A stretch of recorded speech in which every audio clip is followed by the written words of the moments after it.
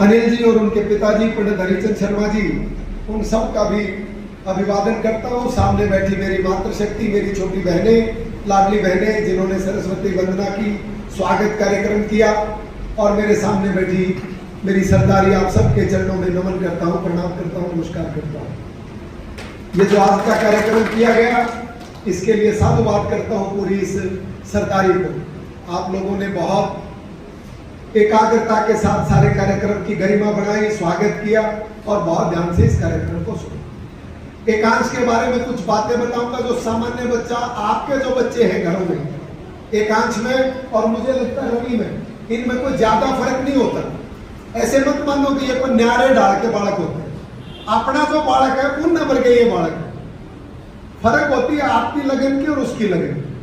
फर्क होता है अपना ध्यान कर, उसके ध्यान कर।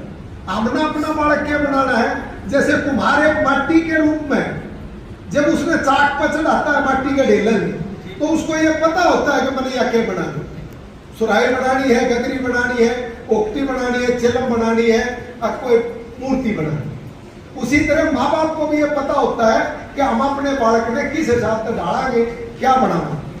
10वीं तक एकांश सेंट कबीर स्कूल चंडीगढ़ पढ़ा। जन्म इसका रोहतक में होया, बाद में मैं मूव कर गया, चंडीगढ़ चला गया काम के सिलसिले में। वहां जो और बालक पढ़ा है, एक स्कूल में दाखिला इसका करा दिया। 12वीं के बाद फिर इसका दाखिला करा दिया। हाँ, जब 12वीं के बाद होया तो इसने मुझसे पूछा था कि भाई मैं कितनी देर तक और हंगा ला के पढ़ाई करूँ। तो मैंने कहा बेटा पहले जो कर हम बालक ने कह दिया 10वीं कर ले, बढ़िया नंबर है, टीम का तना साइकिल देवांगे। कहते हम सारे माँ बाप बालक ने कम इनके में थोड़ा घना लो लालच दिया। फिर दुका के 12वीं कर ले, इनका तना बेटा फोन देंगे, आईपैड देंगे, और बालक मेहनत करता है। फिर क्यों जब मैंने इसको कहा तो मैंने कहा भाई देख, SRCC कॉमर्स का बहुत अच्छा स्कूल कॉलेज है भारत का, उसमें तू चला जाएगा, फिर मैं तना आगे पढ़ाई की नहीं करूंगा। इसने पूरा अंगा लाया और Shri Ram college of commerce Delhi में दाखिला दिया। बहुत खुश था ये। मेरे 2-4 दोस्त सीनियर IAS ऑफिसर हैं, खुल्लर साहब जिनकी गोदी में खेला है, और बहुत सारे IAS हैं। तो उनमें से किसी ने एक दिन मेरे को बुलाया, बोले यार तेरे बालक में ना हिम्मत है, मेहनती है, जोश है, जज्बा है, यू IAS बन सकता है। जब तक मैंने यूं भी नहीं सोची थी कि इसको IAS बनाना है। ये मैं इसलिए बताने लग रहा हूं कि आज जिनके बालक 12वीं में, 10वीं में या ग्रेजुएशन में, आज भी अगर उन बालकों पर ध्यान देना सोचेंगे तो वो कर जाएंगे। तो जब इसको बुलाया, बातचीत हुई, उस IAS ने इसको कहा भाई और क्या चल रहा है, मौज मस्ती? बोला जी सब मजा आ रहा है अंकल।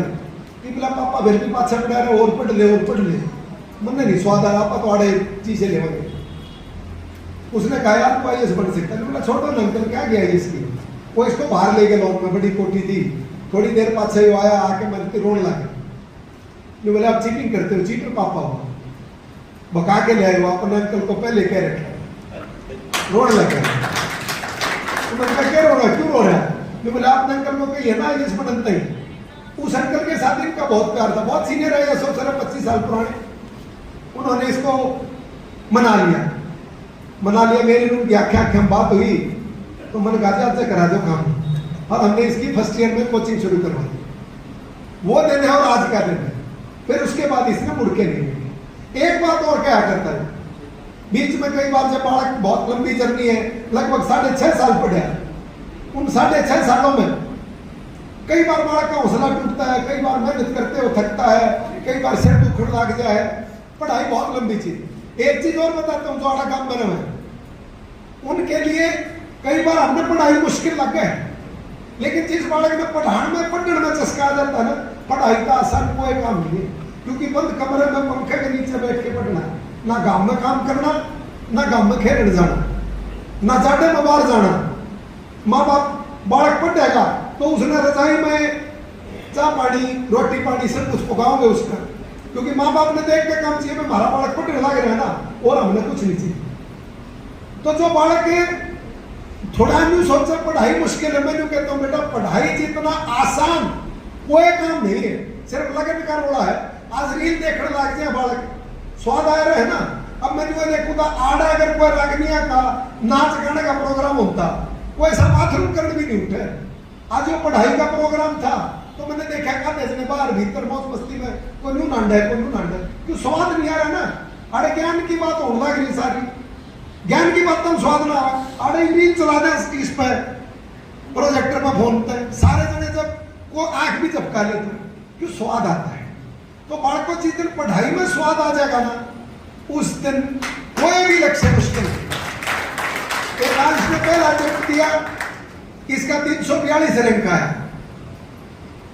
दूसरी बार अटेम्प्ट दिया, बहुत अच्छा इसने लिखा था। रिटर्न में पिछले साल जब मैं गोहाना में इलेक्शन की तैयारियों में था, अड़द मातन हिल के बहुत सारे मेरे साथी बैठे जो मेरे पास गोहाना में जाया करते अपनी रिश्तेदारियां ढूंढ के, और प्रेम प्यार। और ये देखो प्रेम ही है कि मैं चंडीगढ़ रहता हूं, यहां से करीब 300 किलोमीटर दूर, लेकिन आप लोगों ने स्वागत इतना करा, मुझे लगता है जैसे मेरा ही गांव, मेरा ही गांव। तो जब इसका 342 के बाद दूसरी बार रैंक आया, उस टाइम पे इसका जो लिखित में इम्तिहान था, उसमें इंडिया की जो टॉपर लड़की थी पिछली बार शक्ति रानी दुबे इलाहाबाद की, उसके 840 नंबर थे, इसके 821 नंबर थे। उसके इंटरव्यू में लाके 215 नंबर, इसके इंटरव्यू में लाके 140 नंबर। वो आए नंबर 1 रैंक पे, यो आया नंबर 292। पर नंबर देखे पाछे इसने मेरे से एक कमिटमेंट करी थी। मैं बोले पापा कोई दिक्कत नहीं, घबराने वाली कोई बात नहीं, 1 साल और दे दो, मैं नहीं भी बिका। इस बार 100% मैं 850 नंबर ले लूंगा, ताकि अगर इंटरव्यू वाले मेरे 140 भी ला देना तो भी मेरा 50-60 रैंक आ जाएगा और माइएस में। और जब इनका रिजल्ट आया, हमने देखा ये शिमला में ट्रेनिंग पे है अभी ये पुरानी वाली सर्विस जब 342 रैंक आया था उसको ज्वाइन कर गया था, और भारत सरकार में इंडियन ऑडिटेड अकाउंट सर्विस में अभी नौकरी कर रहे हैं। तो जब नंबर देखा और जब हमने नंबर आए, तो जो इसने मेरे से वादा करा था उस वादे तभी आ गया। इसके रिटर्न में 864 नंबर थे और इंटरव्यू में 194 नंबर लागे, तो हिंदुस्तान में इनके तीसरे नंपर पर आकर के ना सिर्फ आपकी सरकारी का, ना अनिल की गोदी में खेलन का, ना ये भूरू है, ये अमित है, ये इतने साथी हैं जो इसकी गैल छोटे तो देखे बड़ा उनका देखे है, उनके सम्मान बढ़ाया, आपका मान सम्मान बढ़ाया, एक परिवार में एक पिता के तौर पर मान बढ़ाया। यूं कहा करें भाई इतने लोग इसने मेरे नाम पे जाना करते, अब भाई ये कौन है, ये कृष्ण उनका छोरा है। आज मन्ना हरियाणा जाना करते इसने, तो अब भाई ये कृष्ण उनका छोरा है। आज एकांश के कारण पूरे हिंदुस्तान में मंदिर जाने लगे लोग, यो एकांश का बाबू, यो एकांश का फादर है, वो एकांश जिसने हिंदुस्तान में 30 रन। तो मैं सिर्फ एक ही चीज कहूंगा, लंबी चौड़ी कोई बात नहीं, बहुत कार्यक्रम रखे हुए, आप सब अपने बच्चों पर विश्वास करें, अपने बढ़कर अपनी पौड़ी में लो, अपनी छाया तले लो, अपनी आंखें तले लो। हर बालक के अंदर एकांश और रवि छुपा हुआ है, कोई बड़ी बात नहीं है। आप सबका बहुत बहुत धन्यवाद। जय हिंद, जय भारत।